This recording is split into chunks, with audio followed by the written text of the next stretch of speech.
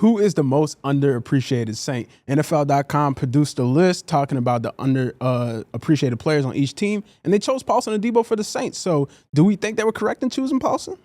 I think it's a good choice. He's probably somebody that doesn't get talked about enough. I think that we probably even didn't appreciate him enough until it was midway into the season. We're kind of waiting for Alontae Taylor to compete for that job, maybe take it. I don't think it was ever even particularly close last summer. Adebo kind of took it and ran away with it. I think the year before we were kind of like on the Adebo hype train, hyping him up in camp, called him the best player in camp.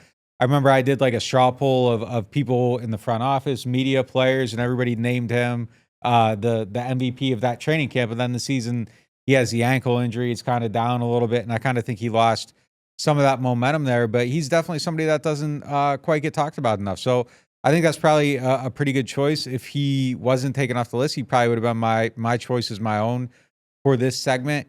It's kind of tough for me to even pinpoint somebody because we talk about these guys so much that I feel like we kind of talk about them all. We rate them all properly. We rate them properly. I kind of feel like in these conversations, it takes this like distant view of like who aren't people nationally talking about. Yeah. I think maybe in that sense, maybe Carl Granderson, somebody that flies under the radar a little bit. Locally, I don't think he's underappreciated at all. I think he gets the proper acclaim and everything, but in that global sense of, okay, I'm a national guy and this is somebody nobody knows about, I think Granderson's probably next up for me after Adebo. Yeah, it was really hard. First of all, we've been nitpicking some lists that we've seen this offseason, so I want to give credit to the guys who put this together. Tom Blair and hopefully I'm pronouncing it right, Gennaro Felice, because I think they nailed it. Yeah, Paulson Adebo I think is the choice here. It is really tough to come up with the right choice for the Saints. I also thought about Granderson. I thought maybe Eric McCoy because you just said I think everybody probably thinks he's just been the same for most of his career. He is what he is kind of guy.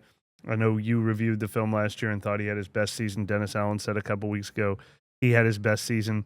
I feel like the new linebacker they just got, Willie Gay Jr., might have appeared on lists like this based on what his reputation was in Kansas City. But yeah, it's hard to find a guy. I don't know if Rashid Shaheed qualifies. He probably gets outsized attention for the small role he plays on the team.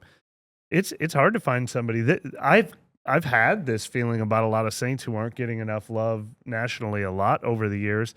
I think everyone's kind of properly rated, or maybe sometimes because they've got a lot of 30-somethings, maybe overrated still for what they used to be. It's funny, this list also includes David Onyemata for the Falcons, who was absolutely an answer to this question for about 3 straight years in New Orleans. Alex Anzalone's on this list and Brandon Cooks, so there's 3 former Saints on here too, but I couldn't really think anybody that we're missing. What about you?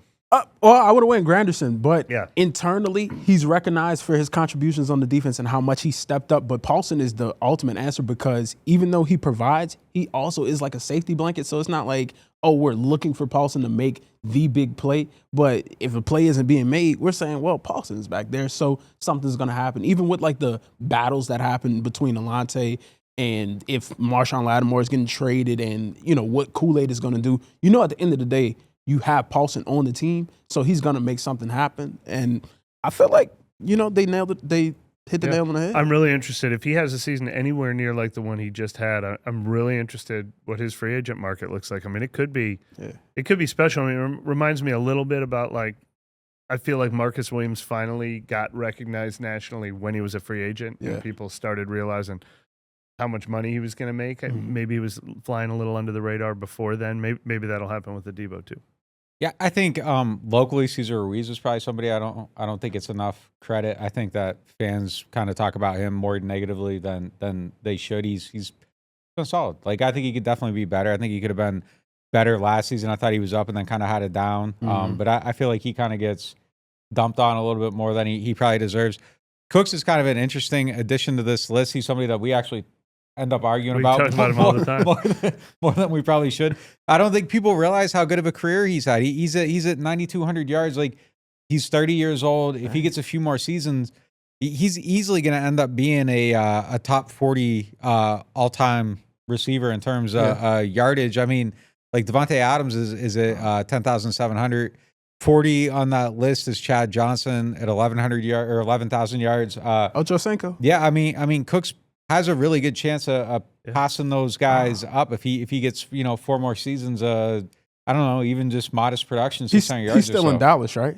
Houston, right? Houston. No, Dallas. Yeah, he went to Dallas last See, year. we can't even keep track of where he is. Yeah. No, he's on respect. his 4th team, 5th team. But yeah, no, he's had a pretty good career. Yeah, no question. Definitely.